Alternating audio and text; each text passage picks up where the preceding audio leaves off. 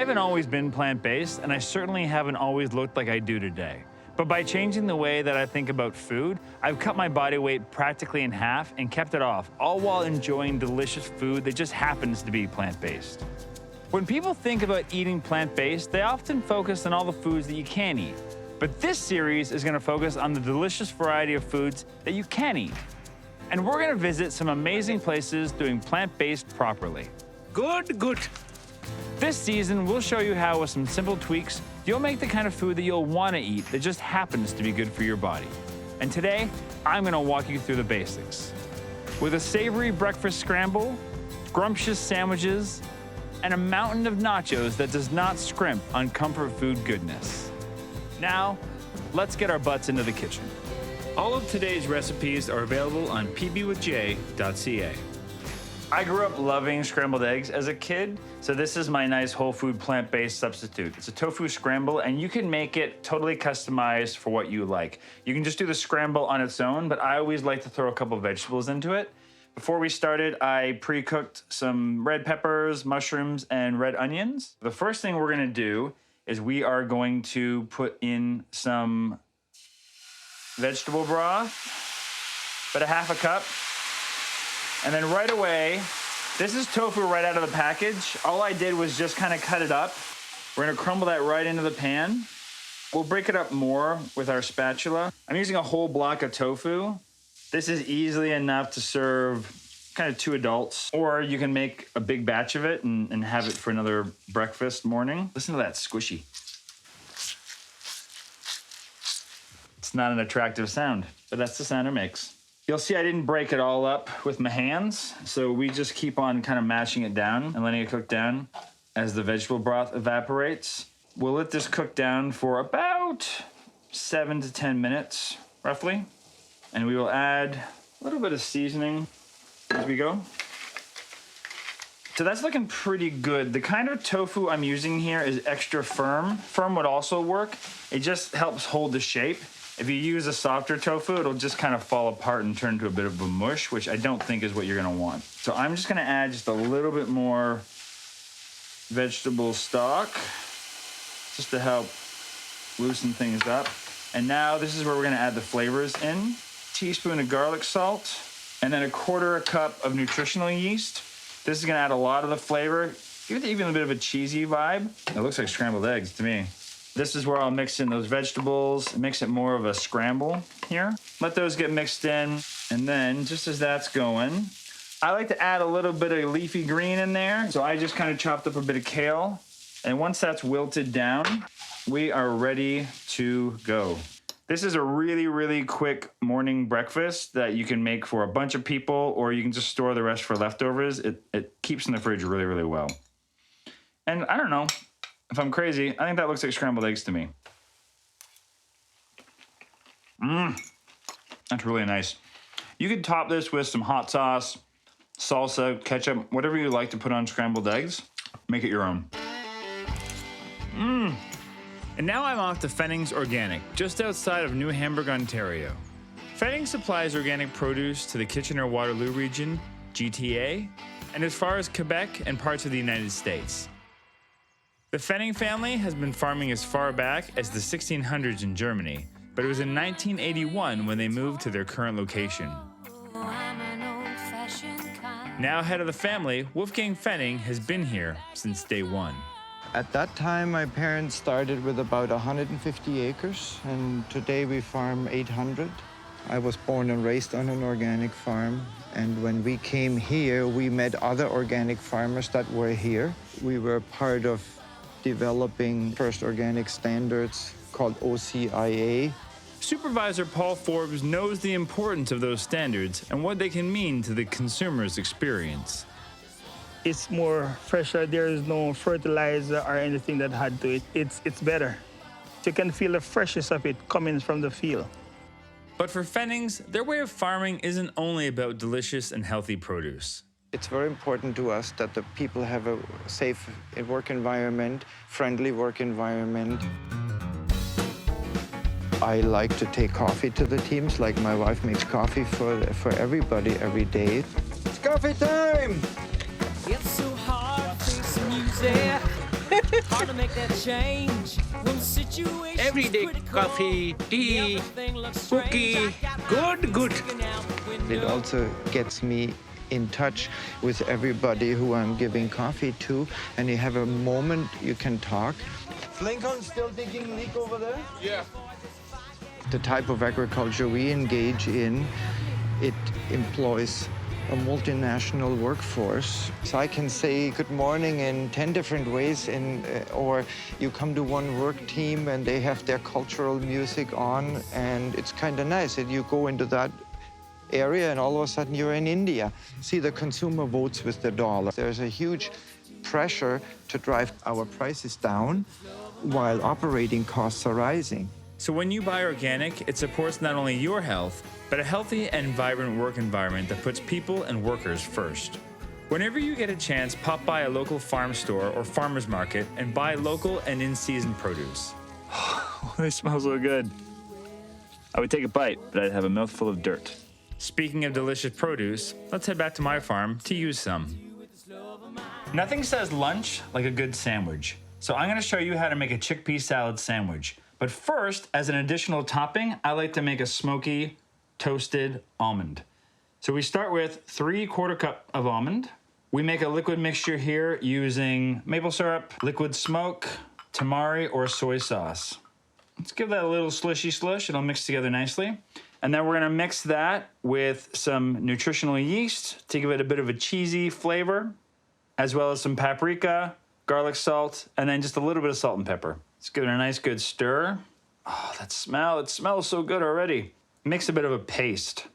We're gonna add it to the almonds and then just mix it around until everything is nice and coated. It's gonna be sticky and gloopy together, but we'll fix that in a second. Make sure it gets all over. You want it to be just coated on top of those almonds. Oh, I can't wait. This is the kind of thing that just elevates this sandwich to the next level. So we're gonna spread these out onto a baking sheet. Just flatten them all out so it's a nice single layer. So that way they all get roasted nicely. We're gonna bake that at 350 degrees Fahrenheit for about 10 minutes, and then we're gonna toss them around and bake them for another 5 minutes. So now we're gonna make the mixture for the chickpea salad. This is 3 cups of chickpeas cooked. Don't worry about overcooking them because we're gonna mash them up anyway. Some lemon juice, a ripe avocado. And we are just gonna mash the heck out of it. Use a big bowl because you want room to work with this guy.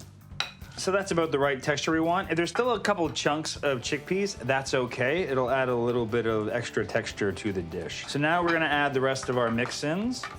We got about 3/4 cup of red onions, about 2 stalks of diced celery, and the secret weapon, fresh dill. If you don't have fresh dill, dried dill will work just as well. This is about 3/4 cup. If you're using dried dill, use a lot less, maybe a tablespoon. Put some in and then see if it's too much. And then just a little squirt or 2 of hot sauce. Oh, that's a bit more than a squirt. That's all right. You can omit the hot sauce if you don't like things with a little bit of a kick, but I do. And then we are just gonna mix that around till everything is nice and combined. So now the best part, we're gonna assemble the sandwich. So I'm using some delicious sourdough that we made the other day. I'm gonna put a good portion of the chickpea mixture and just mash it into the bread. Then I'm gonna crumble it with some of these smoked almonds that I've cut up. And then just for fun, I'm gonna throw a tomato on top. And then we top it with the sourdough. This will make enough for about at least half a dozen sandwiches. And then, I mean, there's no pretty way to eat something like this, so we're just gonna smash it into our faces. It's so good. The almond gives it that nice little crunch. The celery in there just gives it some extra texture. All the flavors going together. It's so delicious. This is easily one of my favorite sandwiches, and this mixture will last for a couple days in the fridge. That's so good.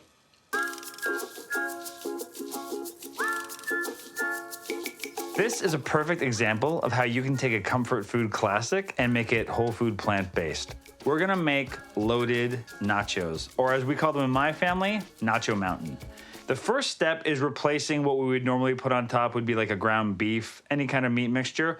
We're gonna make what I call Mexi lentils. So it's literally just putting a cup and 3/4 of water into a pressure cooker, a cup of lentils. I'm doubling the batch, so I got a lot more here. And then you're gonna add about 1 to 2 tablespoons of a taco spice mix. If you're making your own, it's mostly chili powder mixed with paprika, cumin, garlic salt, onion salt, red pepper flakes. Give it a really good mix. And then we are gonna cook that on the pressure cooker for about 10 minutes and then just let it sit. By the time everything else is ready, it'll be good to go. If you're doing this on a stove pot, you'll need a lot longer. You wanna bring it to a boil and leave it for about 30 minutes. So now we are gonna make the nacho cheese. We're gonna take an onion and a carrot, saute that on the pan.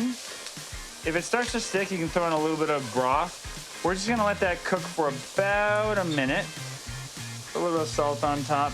It helps to release juices inside the vegetables. I'm gonna add just a little bit of my broth. So now I'm gonna throw in the potatoes and we're gonna let that just cook for about 3 minutes. So this is cooked down to the right amount. And now we're gonna add some vegetable broth. Some tamari. You could also use soy sauce here, and some minced garlic. And we are gonna crank this up and get it up to the point where it's at a simmer. And then we're gonna leave it for about 10 to 15 minutes until the carrots and the potatoes are really, really soft.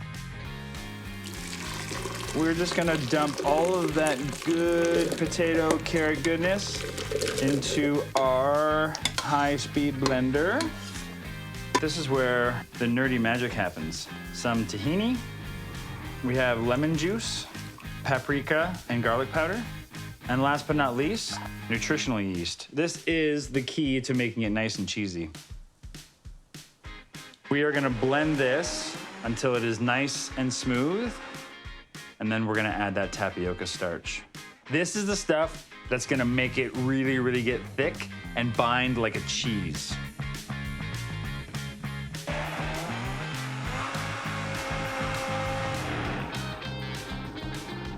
All right, so that's looking pretty well combined. So now we're gonna put it onto the stove top and stir it around and let it just kind of thicken a bit. The consistency you want is somewhat like a gravy, maybe a little thicker than gravy. That takes about 10 minutes, and then while we're doing that, we're gonna start to assemble our nachos. So now we have our little Mexi lentils. They're really ready to go. And they're just kind of clumpy and tasty and delicious. We got a nice little kick to them. I love these things. So we're just gonna really generously sprinkle that all over the top of these chips. I've just put on some diced red pepper and some green olives, but you can top these with whatever you want. You want some jalapenos on there? Go for it. Making a mess. It's all right, nachos are supposed to be messy, right? If you're not getting a little messy while you cook, you just don't care. So now we're gonna add that ooey gooey cheese. I just like to take a scoop of it and just slather it all over. So this acts a bit more like a queso in this recipe. What's great about this cheese is I will put this in the fridge and it's gonna thicken up, and then tomorrow I'll be able to use it like a spread. It's perfect for making a grilled cheese sandwich. And then it also freezes really well, and then you can just grate it on top for shredded cheese. It is easily the most versatile cheese sauce that I have figured out, and I use it for everything. We are gonna cook this for about 10 minutes at 400 degrees Fahrenheit. You want it to get a little bubbly and just heat it all the way through. So the cheese has a nice little golden brown on top of it, and that's kind of what you're looking for. It chars it just a little bit in a really nice way. You can add some additional toppings at this time. I'm gonna throw some green onions on here. Feel free to add any additional toppings that you want, some guacamole, some salsa, some sour cream, but I'm just gonna have it as is. It's so delicious. It has that queso flavor and the meatiness from the lentils. It's just so comforting, delicious, goody. Shifting over to more plant-based meals has never been easier than it is today. Stay tuned this season where we walk you through a variety of delicious plant-based meals that you can smash into your face. For these recipes and more, go to pbwithj.ca.